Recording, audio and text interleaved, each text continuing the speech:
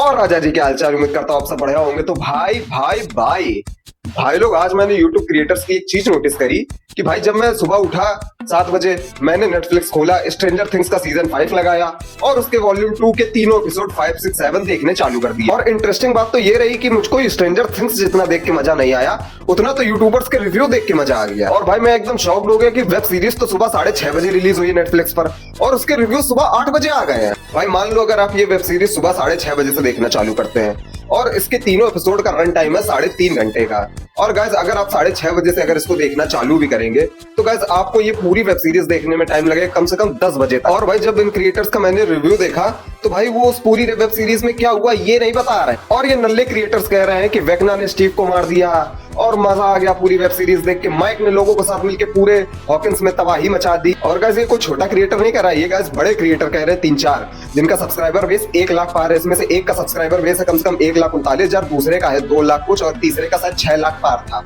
तो गाइस ये लोग, तो भाई लोग आप इन बेवकूफों को क्यों सब्सक्राइब करते हो? मुझे सब्सक्राइब करो ना, आपका भाई आपसे वादा करता है कि आपको कभी गलत इंफॉर्मेशन नहीं देगा। तो गाइस इन सब बातों को छोड़ो, वापस लौटते हैं स्ट्रेंजर थिंग्स पे। इसके वॉल्यूम 2 में हम लोग को 3 एपिसोड देखने को मिले और तीनों ही मास्टर क्लास। विलियम की अम्मा हो या 11 का मर्दा, दोनों ने ही वॉल्यूम 2 में इंपॉर्टेंट रोल तो नहीं प्ले करा, लेकिन एक सपोर्टिंग रोल के तौर पर इनको मान सकते हैं। विलियम बेटा और उसके पापा वेकना दोनों ने कहर मचाया है। और गाइस एक बात तो है, भोजपुरी कैरेक्टर्स में इनको जिसने जस्टिफाई करा है, भाई दिल से सैल्यूट है, तुमको मजा आ जाता है ऐसे वर्ड बोल के। खैर उल्टी दुनिया नाम की तो कोई चीज है नहीं, उल्टी दुनिया एक ब्रिज है जो हमारी दुनिया से दूसरी दुनिया को जोड़ता है। वॉल्यूम 1 में हम लोग को दिखाया गया था कि वेकना 12 बच्चों को किडनैप कर लेता है, तो वेकना उन 12 बच्चों को किडनैप करके दूसरी दुनिया में ले जाता है और उनके माइंड पर कब्जा करके अपनी शक्तियां बढ़ाता है। और वेकना दूसरी दुनिया जिसे काली दुनिया कहते हैं और अपनी दुनिया जो हम लोग की दुनिया है असली वाली, उन दोनों को आपस में मिलाना चाहता है। मैं क्या बताऊं, आप लोग को इस सीरीज में ऐसे ऐसे सीन देखने को मिलेंगे कि आप लोगों के रोंगटे खड़े हो जाएंगे। भाई आप लोग को देखने को मिलेगा वेकना जो दूसरों के माइंड में घुसता था, लेकिन अब की बार विल ने वेकना के ही माइंड में घुस के वेकना के ही पकौड़े लगा दिए और वेकना को ही कंट्रोल कर लिया। लेकिन वेकना इतना ज्यादा आरामी है कि वेकना कहां किसी कंट्रोल में आएगा।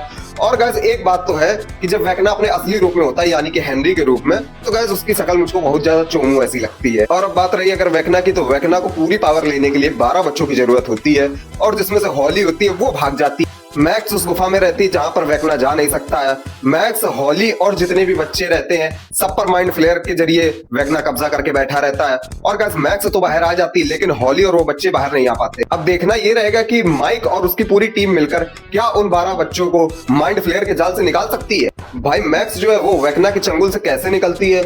और भाई सीजन 5 के वॉल्यूम 2 में भाई सबसे ज्यादा अगर मुझको कोई कैरेक्टर पसंद आया है तो गाइस वो मैक्स का ही है। भाई वेकना यानी कि हेनरी दुनिया को खत्म करने की तैयारी करता है बच्चों के साथ में, और फिर वो बच्चों के दिमाग को ऐसा डाइवर्ट करता है, भाई वेकना को चुम्मी देने का मन करता है। और गाइस वहां पर सीरीज जो होती है वो एंड हो जाती है। सीरीज हम लोग के बीच में एक्साइटमेंट काफी क्रिएट कर देती है और लास्ट एपिसोड में ऑडियंस के बीच में ऐसी क्यूरियोसिटी कर देती है कि वो थामे ना थमे। आप लोग सीजन 1 से लेकर सीजन 5 तक के स्ट्रेंजर थिंग्स के कैरेक्टर्स में एक चीज नोटिस करना कि सारे कैरेक्टर्स एक तरफ और अपने डस्टिन भाई का कैरेक्टर एक तरफ। भाई डफर ब्रदर्स में क्या उसका कैरेक्टर लिखा है, भाई डस्टिन के दिमाग से ही उस दूसरी दुनिया यानी कि काली दुनिया का पता लगता है। एल और उसकी बहन जो काली वाली है, वो दोनों लोग अपने लास्ट एपिसोड में कहर मचाने के लिए तैयार हो चुके हैं, फुल टू रेडी।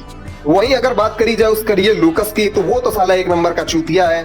और बात रही अगर नैन्सी और जोनाथन की, तो इन दोनों की जो लव स्टोरी वो फिर से रंग जमाने लगी। अपने हॉपर भाई तो रशियन आर्मी के फिर से लेने के लिए तैयार हो चुके हैं। और इस वेब सीरीज में एक सैड न्यूज ये भी है कि जब सब लोग ट्रक में भर के वेकना को मारने के लिए जा रहे होते तो डस्टिन गाइस वो वाली ड्रेस पहने रहता है जो स्ट्रेंजर थिंग्स की कुछ पिक्चर्स लीक्ड आउट हुई थी कि स्टीव मरने वाला है, तब जो उसमें डस्टिन ने ड्रेस पहना था घास वाला, वही ड्रेस पहने गाइस हम लोग को डस्टिन फिर से दिखाई देता है। और डफर ब्रदर्स जो है वो स्टीव को मारने की लगता है पूरी तरीके से तैयारी कर रहे हैं। तो भाई हम लोग का दिल जो है वो फिर से टूटने के लिए तैयार है, क्योंकि स्टीव जो है वो भाई सही में भाई उसने मतलब पूरी सीरीज में काफी अच्छा काम करा है।